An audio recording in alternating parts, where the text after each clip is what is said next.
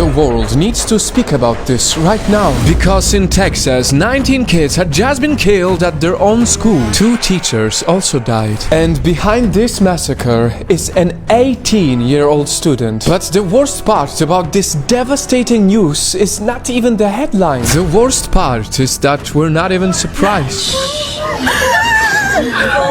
Because America has now become the only place in the world where sending your kid to school is almost like putting their lives on the line. Put your phones away. Put your phones away. America is the only place in the world right now there have been more mass shootings than actual days.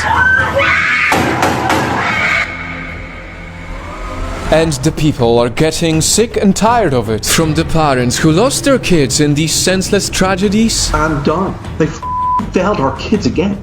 Okay? I'm done. I've had it. You know, how many more times?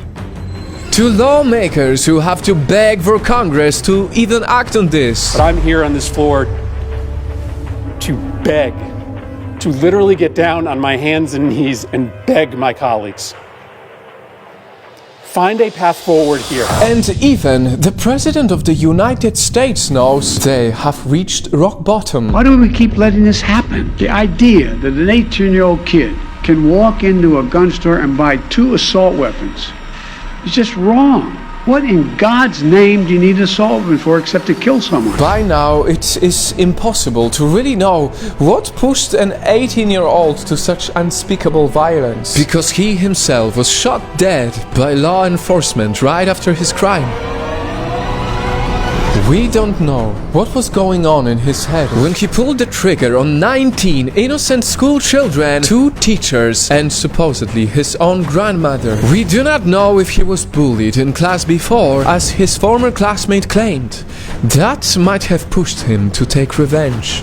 What we know is that this teenager have posted an Instagram story showing off his assault weapons just 3 days before the massacre. What we know is that an 18-year-old was eligible enough to buy a firearm. And because of this, he just made history for the deadliest shooting at a US school since the horrible Sandy Hook Elementary massacre in 2012. It is a fact that this tragedy could have been prevented. I cannot even imagine how the parents of these dead kids feel right now. Imagine one day just looking forward to fetching them from school, and the next day figuring out how you're going to bury them. Tell me, how many more innocent kids will have to die before America finally finds a solution to gun violence? Until when will Americans have to live in fear for their kids' safety, fearing that another deranged teenager can just walk into a gun store, buy assault rifles, and a few days later carry out a massacre?